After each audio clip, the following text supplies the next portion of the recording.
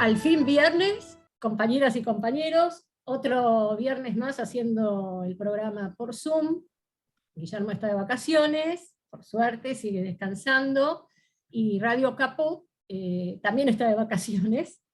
Por eso estamos, y quiero aclararle a los compañeros y a las compañeras, que estamos haciendo el programa a las 9 de la mañana para poder emitirlo y que lo puedan compaginar antes de que hable el presidente de la Nación sobre, seguramente, el posible acuerdo al que hayan llegado con el fondo. Bueno, todo esto está en veremos. Así que, bueno, como solemos hacer en estos tiempos de Zoom, vamos a escuchar la columna que nos envió el compañero Guillermo Moreno, que es el conductor del programa, y a quien saludamos a la distancia y le mandamos un fuerte abrazo. Así que vamos a escuchar. Cristian, otro viernes más con un formato a la distancia, pero bueno, tiene su lógica, la gente merece sus vacaciones. Mire, Cristian, cuando se emita este programa ya vamos a tener la información de si el gobierno paga o no paga el vencimiento que le corresponde a la cuota parte del stand-by oportunamente tomado por Macri. Y después el lunes tiene otra cuota parte y así sucesivamente. El tema es que ya están llegando al final del camino. Si no paga, empieza el proceso de desorden con lo que genéricamente se llaman los mercados y que ya sabemos que es el sistema financiero nacional e internacional y obviamente el Fondo Monetario como garante de ese sistema.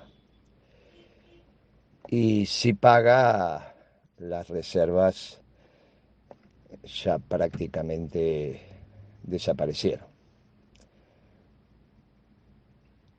Si paga a su vez, se va a pelear con su base social, el gobierno. A Alberto eso no le molesta porque él, como es socialdemócrata, tiene una Argentina 70-30, igual que los neoliberales de Macri, o en su momento Massa cuando fueron juntos a Davos y que lo dijimos con precisión. 70 arriba del barco, 30 quedan afuera, y por eso Macri en aquel momento dijo: acá está el futuro presidente del partido de la oposición, y lo señaló a Massa. Es el modelo a la brasilera, es el modelo a la chilena.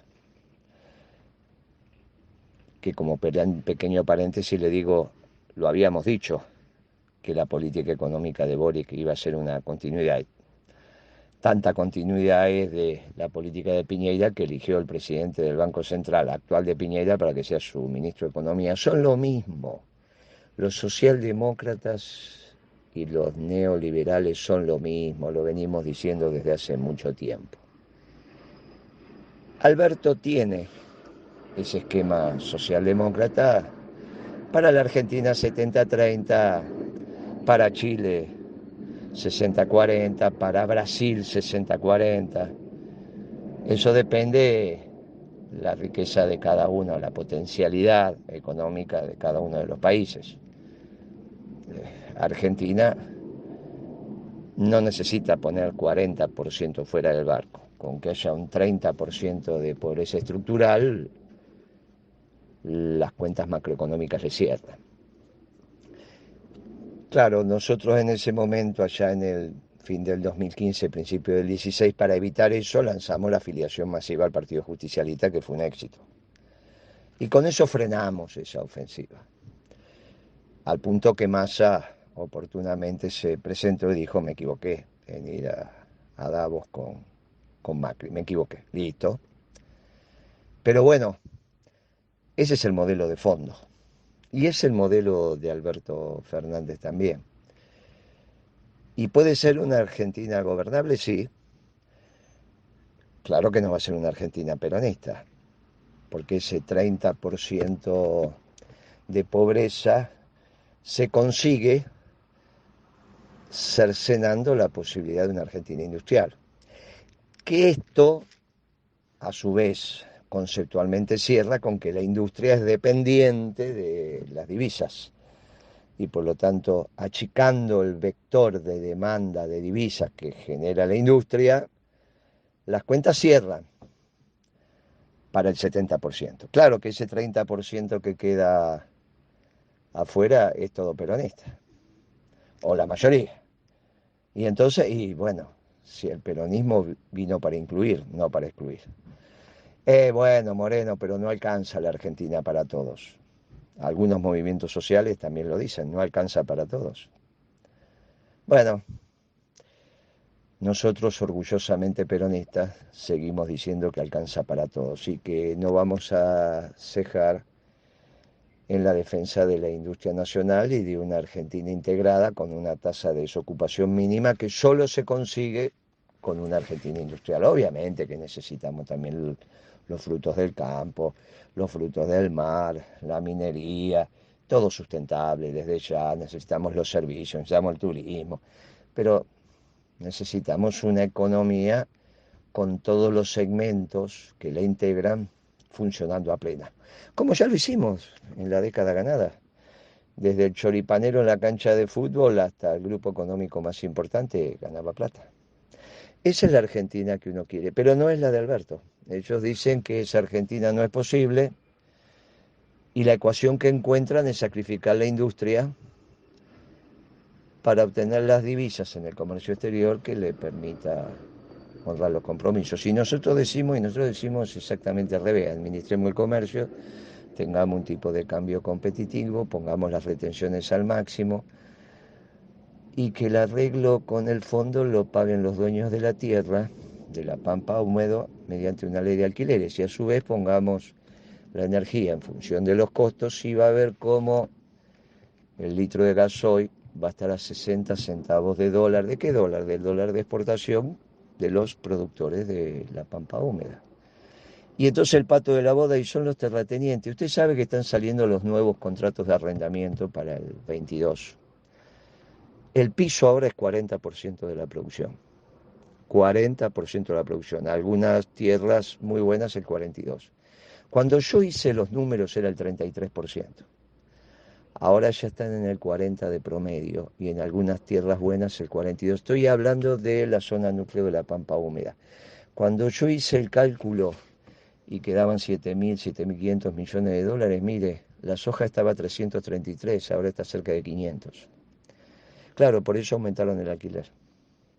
Mire si tenemos la plata para arreglar con el fondo, que sea un ahorro forzoso de los muchachos de la Sociedad Rural Argentina, los del predio de Palermo, los de Florida y Lavalle, donde se juntan los dueños de la tierra en la pampa húmeda, y a su vez industrializar el país. Mire si hay. Ahora, lo que le pasa a los progresistas que como siempre hicieron, defienden la billetera de los terratenientes.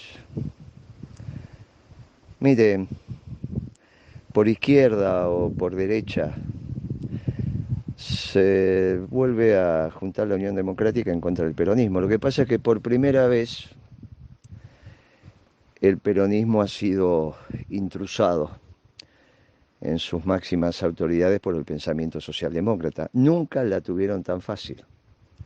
Es la primera vez que los sectores populares van a repudiar a la causa nacional. Imagínense que lo único que tienen los sectores populares es la patria. Y ahora la patria los maltrata. Nunca pasó esto con el peronismo.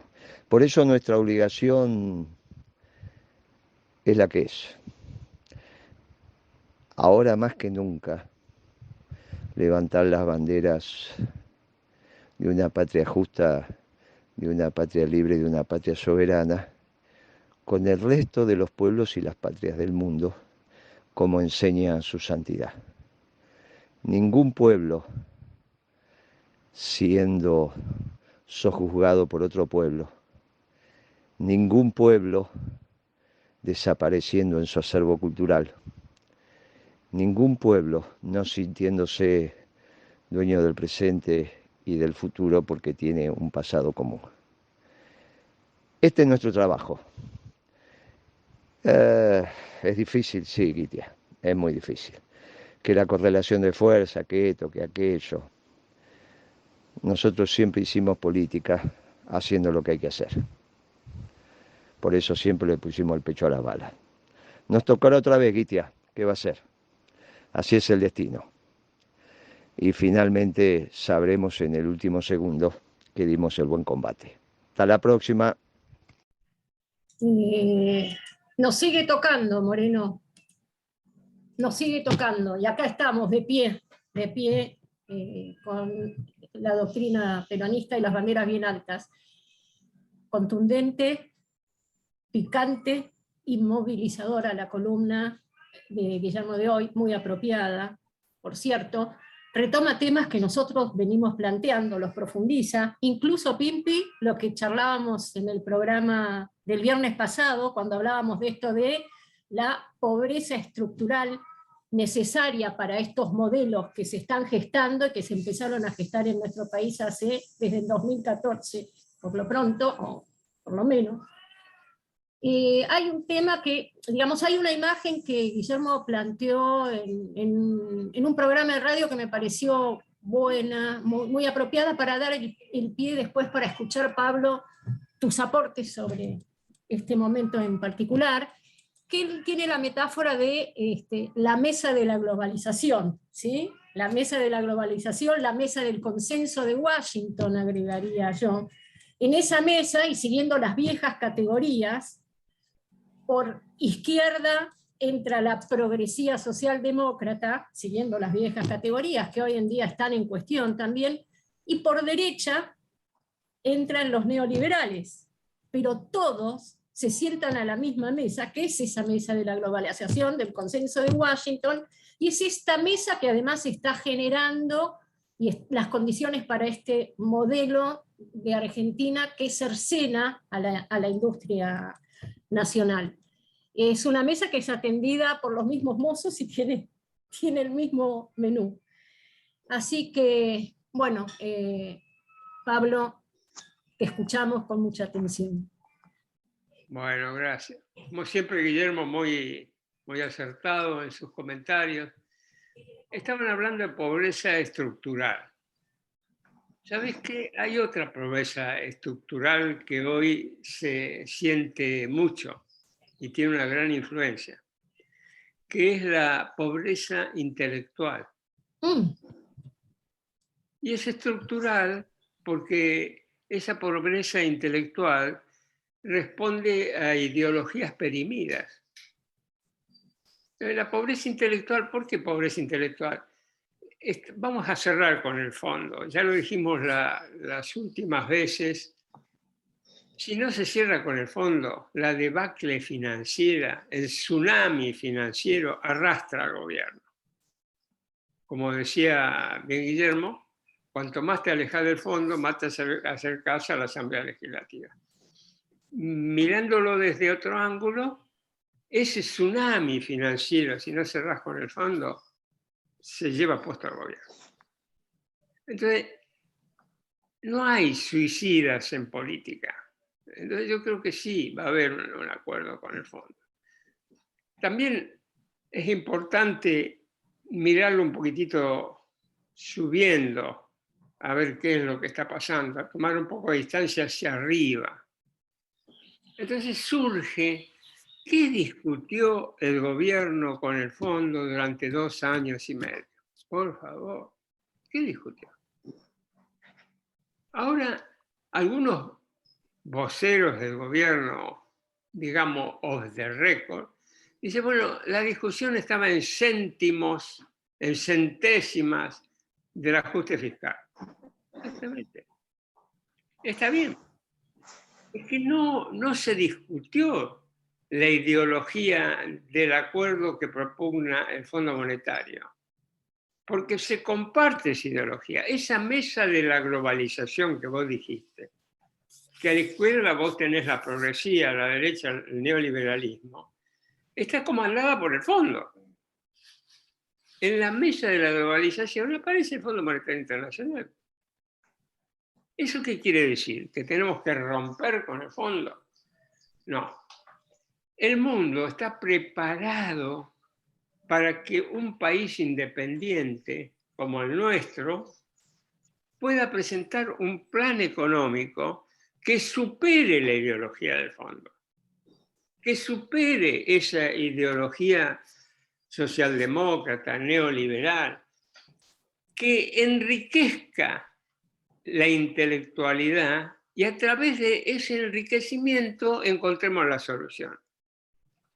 Miren, nosotros no conocemos, primero no conocemos si cerró o no cerró. Yo entiendo que van a cerrar porque, les vuelvo a repetir, sería suicida que no lo hiciera. Quizás pueda haber alguna demora de acá, de allá, pero van a cerrar. Ahora, ¿qué es lo que hay? No sabemos qué cerraron, pero entendemos qué es lo que hicieron. Es exactamente lo que proponía el Fondo Monetario, con algunas ventajas que se pudieron sacar en la negociación. Muy bien. ¿Y eso qué augura? No augura nada. A ver, el gobierno va a seguir haciendo lo mismo que viene haciendo, nada más que seguirá ajustando a los jubilados, seguirá ajustando los salarios, seguirá emitiendo por el Banco Central, la inflación seguirá alta del 45-50%, que pagaremos todos, porque, miren, en la inflación no todos los precios se ajustan al mismo tiempo. Esto es algo que también lo dijo Guillermo y yo coincido plenamente. Lo venía sosteniendo desde la cátedra también. No todos los precios se ajustan al mismo tiempo. Y hay algo, los salarios son los que menos se ajustan. Los precios se ajustan todos los días,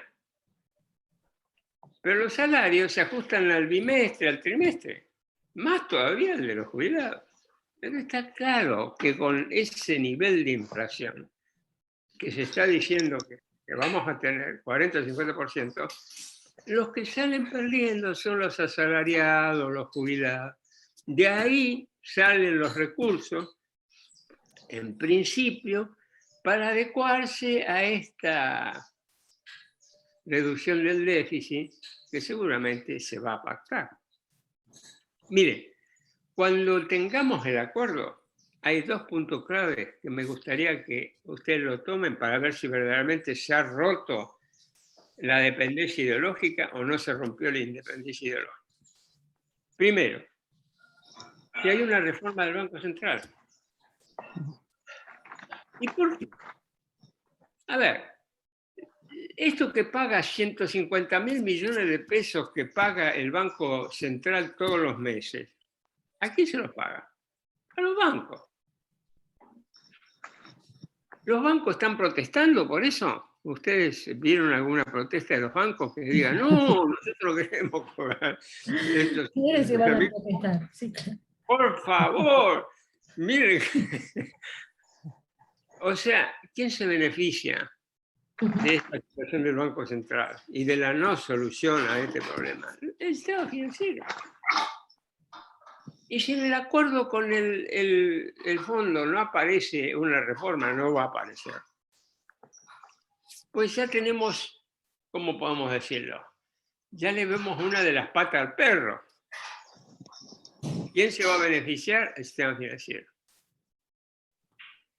Y si no aparece entre los impuestos, como la quieran llamar ustedes, algo que ponga sobre la mesa el dinero de aquellos sectores que están haciendo realmente extraordinaria fortuna sin contribuir a la producción, que a eso se llaman los rentistas, bueno, muchachos, ahí ya está claro.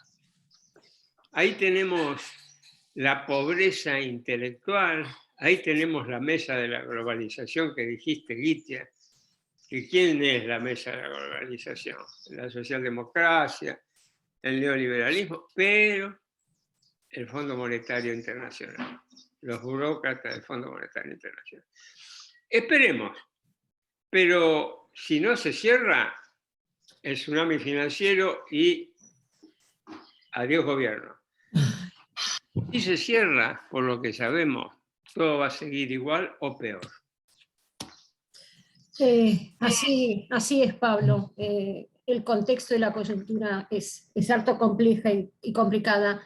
Ha habido dentro del mismo gobierno voces a favor del acuerdo, como Culfas, el ministro, y voces planteando la posibilidad de un default, entre ellas la voz de Moró, quien, para sostener aquello que estaba diciendo, se remitió al gobierno de Néstor Kirchner diciendo que gobernó unos cuantos años con default.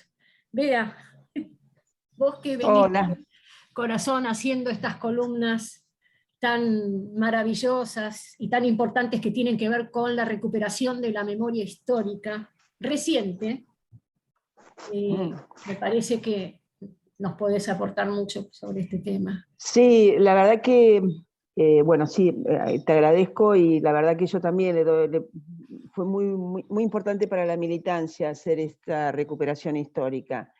Y haber escuchado a los Lozano, porque yo los pongo con algunos nombres, pero son porque atrás de ellos están como un grupo diciendo realmente lo que dicen no responde a la verdad histórica, como lo demoró. Néstor Kirchner asumió, y fue una de las partes de las columnas que nosotros trabajamos sobre deuda externa, Néstor Kirchner asume en mayo del 2003, en septiembre arregló con el fondo.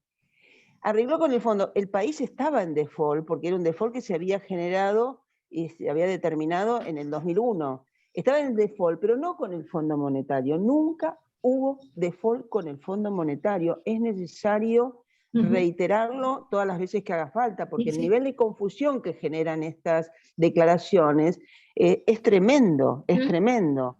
Y creo que es cierto, como también estuvo diciéndolo recién Pablo, responden a esa mesa de una ideología perimida, pero que realmente sigue generando mucha confusión, esa mesa de la globalización. Néstor acordó un stand-by, pero además lo fantástico, que sí, como dijo recién Pablo, ahí sí había un modelo que superaba la ideología del Fondo Monetario, porque cuando Néstor arregla en el septiembre de 2003, en una reunión en Dubái, arregla un stand-by, pero ya tenía plan, y todos los que eran los condicionamientos, la lógica del superávit gemelo, ya estaba dentro del formato del gobierno de Néstor Kirchner como política económica. Entonces el fondo no tenía nada que decir, hacían estas revisiones que venía haciendo, las hizo en el 2004, las hizo en el 2005, pero Néstor dijo, además no quiero ni las revisiones, y te pago todo lo que te tengo que pagar. Pero esto tiene que quedar claro que el default era con el sector privado. ¿Qué hizo este gobierno? Lo primero que hizo fue arreglar con el sector privado. El arreglo que sea, pero arregló con el sector privado. Y un poco, insisto en esto, ¿cuál era la política económica implícita y determinante, pero lamentablemente determinante, que tuvo este gobierno al asumir el 10 de diciembre del 2019? Es que la política iba a ser esta, la del Fondo Monetario Internacional, sin una política económica, como bien dice Pablo, superadora de esa ideología. Pero además me parece también, uniendo lo que dijo Guillermo y lo que también surge de Boric, ya candidato electo para la presidencia en Chile, mucho ruido se hizo con que puso muchas mujeres en el gobierno. ¿Y quién habló? Solamente nosotros hemos hablado de que Boric nombró de ministro de Economía, y además hizo algunas otras declaraciones que le movieron un poquito el piso a esta mesa de globalización. Puso al actual presidente del Banco Central. Y les digo, en este trabajo que hicimos de construir la memoria, Dilma Rousseff hizo lo mismo en Brasil. Hizo lo mismo. Es decir, ya teníamos este modelo que va a aplicar Boric, ya lo había aplicado Dilma con toda esa cosa y esa fantástica mujer, no sé qué, progresista en realidad, en Brasil, hizo lo mismo, puso un recontra liberal y así le fue igual, ¿no? Con lo cual, me parece que hay cosas que realmente nosotros, en este trabajo que nos propusimos de sentar las bases de la reconstrucción de la memoria, esto que estamos diciendo hoy en una de esas será reconstrucción de la memoria para los próximos meses, los próximos días, los próximos años. Y hay algo que me parece importante que también tenemos que seguir afianzando, es que la pobreza estructural no es un requisito indispensable que sea estructural. Si vos tenés un modelo económico que supere la ideología del Fondo Monetario, esto que hablan los Lozano, los Grabois de pobreza estructural como si fuese no tuviese remedio. Sí que tiene remedio un modelo económico sustentable peronista, con la dignidad del trabajo, con la producción, con todos adentro. Entonces instalan lo del salario, bueno, mira, vas a cobrar tal cosa, instalan pobreza estructural, instalan que es extraordinario, pareciera que porque somos mujeres vamos a hacer un cambio que en realidad está tapando, es peor todavía, porque como política lo que estás diciendo, cuando dicen que tantas mujeres en el gobierno de Boric, en realidad nadie dice que la política económica va a ser la misma que la de Piñera. Entonces, a mí me parece que estos puntos hay que tenerlos en cuenta. Y la verdad que es tremendo el daño de Moró diciendo barbaridades, que no responden en nada a la verdad la realidad, a la verdad histórica. Yo lo que quiero resaltar, Bea, de lo que vos estás diciendo, subrayar y en negrita, esto de que el default, entre comillas, fue con el sector privado, nunca fue con el sector privado. Nunca. Pero este gobierno de Alberto, ¿con quién arregla? Con el sector privado. Pero ahí el sector privado. Lo pone tan en claro lo pone Pablo, cuando dice, ¿se están quejando los bancos? ¿Cuánta plata le estás dando a los bancos todos los meses? Digo, y hoy sale el sector privado, hoy salen los bonistas a hablar además de la necesidad de un acuerdo con el fondo y de que no aumenten mucho las tasas porque necesitan que les paguen. Claro, no porque son solidarios con la Argentina, necesitan cobrar. Muy bueno. Es terrible. Muy bueno. Pero tremendo. Además, quiero resaltar esto, que también me parece importante, porque tiene que ver con la verdad histórica, que Néstor negocia con un plan, negocia con política económica. Ellos, el plan, vos en el programa anterior habías dicho que en realidad hubo un plan que estaba oculto, ¿sí? Pero el plan de Néstor nunca estuvo oculto. Nunca. Estuvo sobre la mesa, las cartas sobre la mesa, en la mesa de la globalización, Néstor propone un plan peronista. Entonces esto también tiene que ver con la verdad histórica. Y el otro tema que me parece también central, para el peronismo no hay pobreza estructural. No. Para el peronismo no tiene que haber pobreza. Y el peronismo seguirá militando hasta que no quede un pobre en la Argentina y después iremos por el mundo, digo, ¿no? Casas más, casas menos. Países más, países menos. Ahora vamos estamos con temas tan álgidos y tan movilizantes que vamos a hacer una pausa para escuchar un tema y relajarnos y poder continuar con el programa. Así que bueno, querido Fernando, ahora vamos con el tema.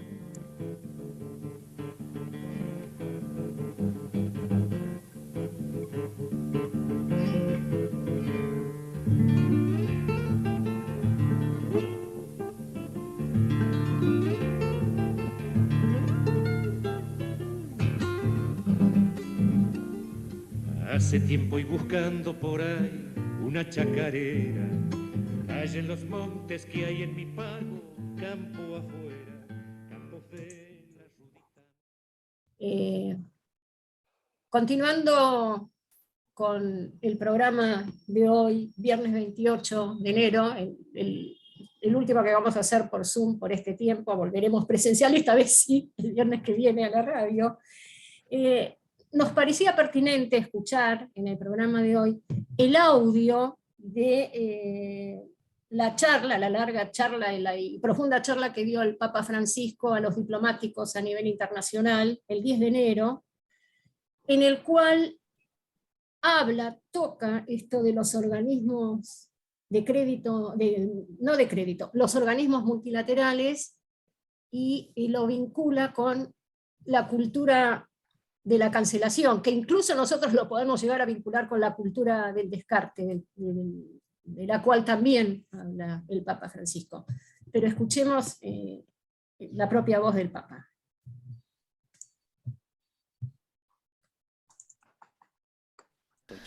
Hace tiempo que la diplomacia multilateral atraviesa una crisis de confianza debido a una reducida credibilidad de los sistemas sociales, gubernamentales e intergubernamentales. A menudo se toman importantes resoluciones, declaraciones y decisiones sin una verdadera negociación en la que todos los países tengan voz y voto. Este desequilibrio, que hoy se ha vuelto dramáticamente evidente, genera una falta de aprecio hacia los organismos internacionales por parte de muchos estados y debilita el sistema multilateral en su conjunto, reduciendo cada vez más su capacidad para afrontar los desafíos globales. El déficit de eficacia de muchas organizaciones internacionales también se debe a las diferentes visiones que tienen los diversos miembros de los fines que éstas deberían alcanzar. Con frecuencia, el centro de interés se ha trasladado a temáticas que por su naturaleza provocan divisiones y no están estrechamente relacionadas con el fin de la organización, dando como resultado agendas cada vez más dictadas por un pensamiento que reniega los fundamentos naturales de la humanidad y las raíces culturales que constituyen la identidad de muchos pueblos. Como tuve oportunidad de afirmar en otras ocasiones, considero que se trata de una forma de colonización ideológica que no deja espacio a la libertad de expresión y que hoy asume cada vez más la forma de una cultura de cancelación que invade muchos ámbitos e instituciones públicas. En nombre de la protección de las diversidades se termina por borrar el sentido de cada identidad con el riesgo de acallar las posiciones que defienden una idea respetuosa y equilibrada de las diferentes sensibilidades.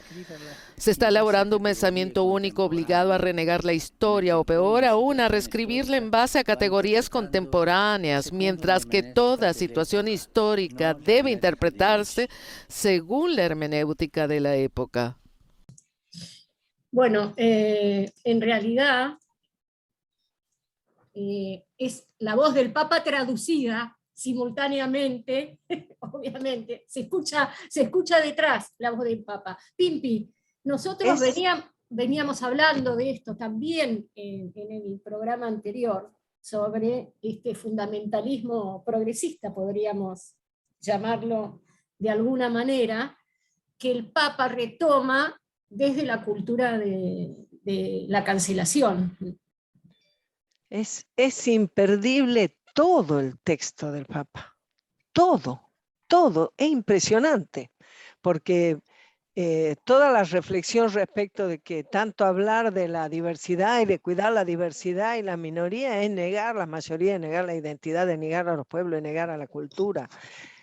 La referencia que hace sobre cómo analizar la verdad histórica sin tener en cuenta el momento de la historia en la que ocurrió.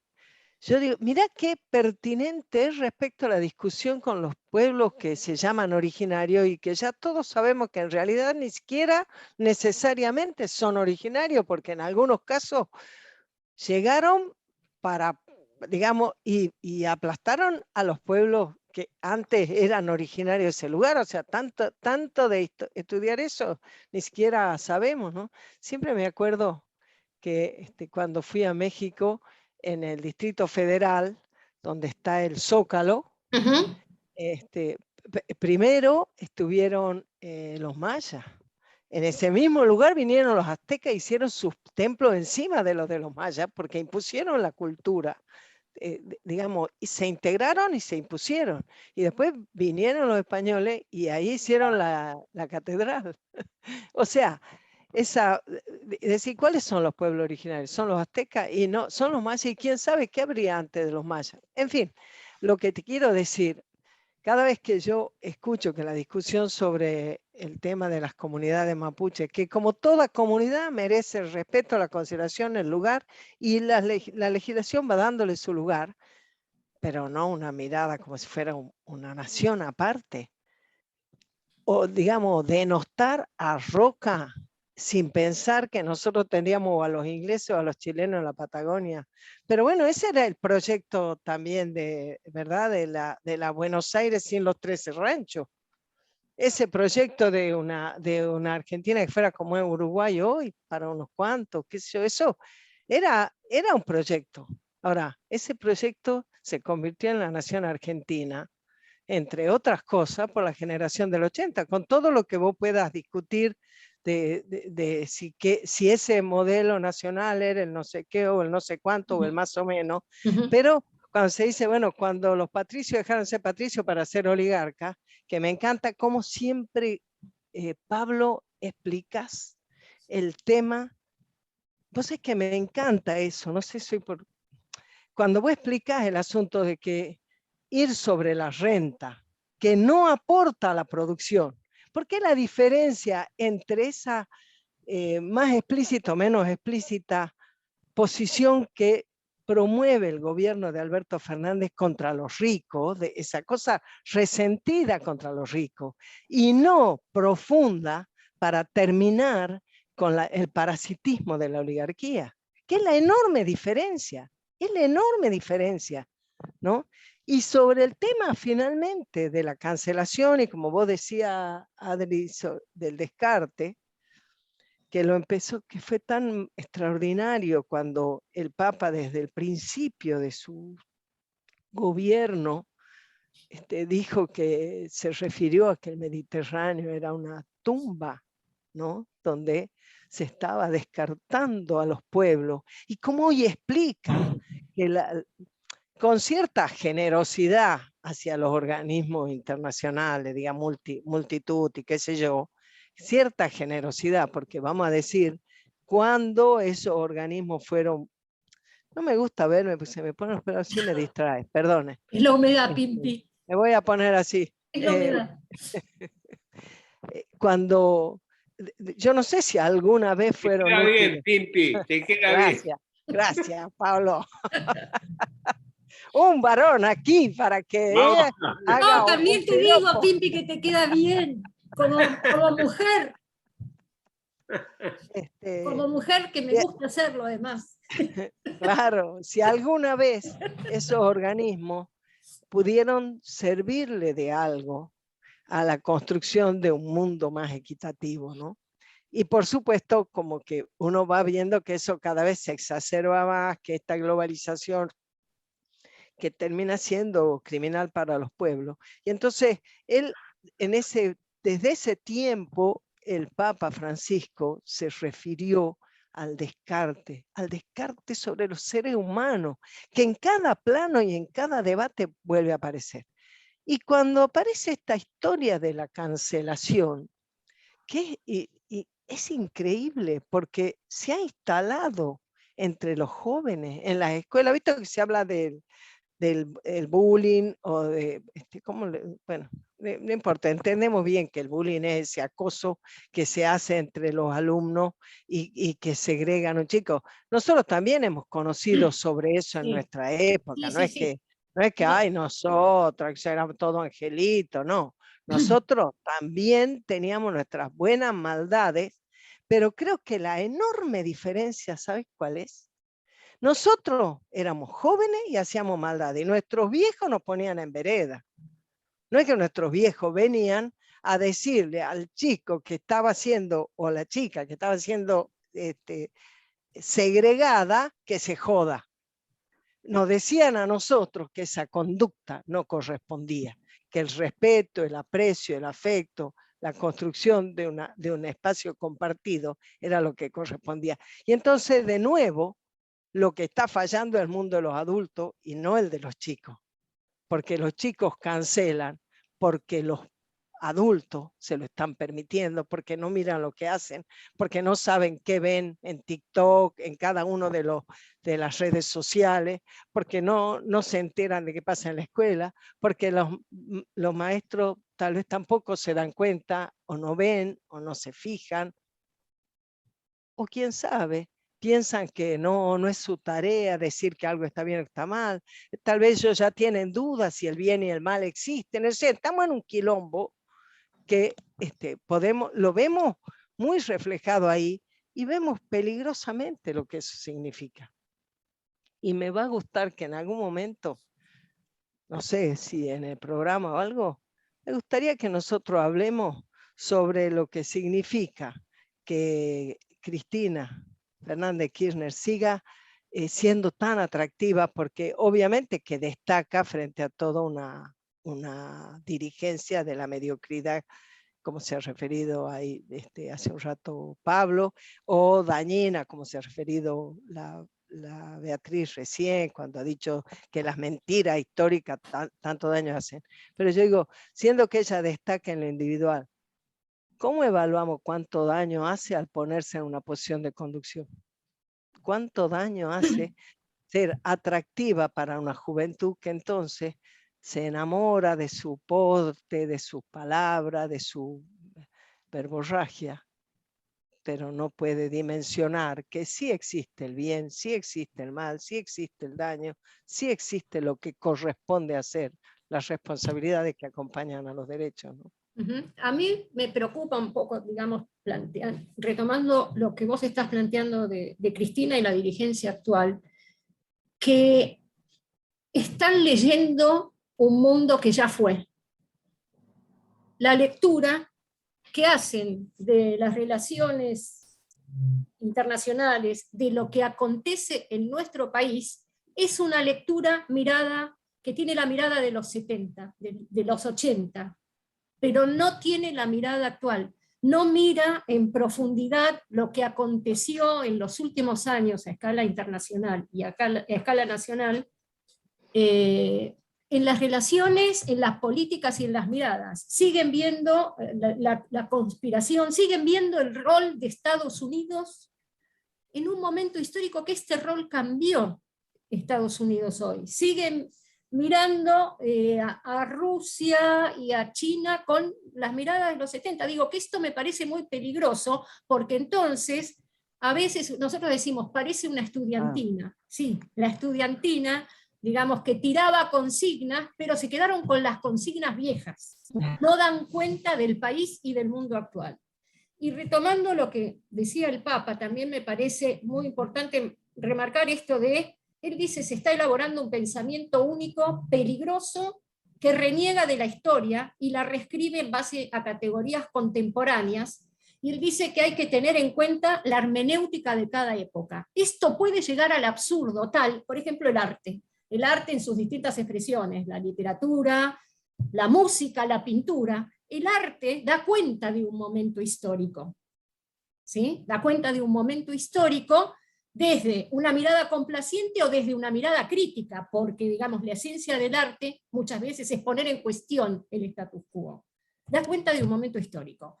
Ahora, si yo no lo miro en ese momento histórico, desde ese momento histórico, puedo llegar al absurdo que está ocurriendo de reescribir, por ejemplo, obras maestras de literatura, porque no están hechas en lenguaje inclusivo. Reescribir, digo, se están planteando, entonces tengo que volver a componer desde otro lugar, tengo que cambiar las pinturas, porque las pinturas también reflejan un momento histórico. Si yo tengo que reescribir desde el hoy, toda la expresión artística o no, la expresión incluso política a lo largo de la historia de la humanidad.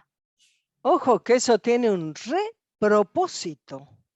Un repropósito. Mira como dice Lito Nevia, si la historia la escriben los que ganan, eso quiere decir que hay otra historia. O sea, es reescribir no solo la obra de arte, sino renegar de lo que, de la historia que eso representa.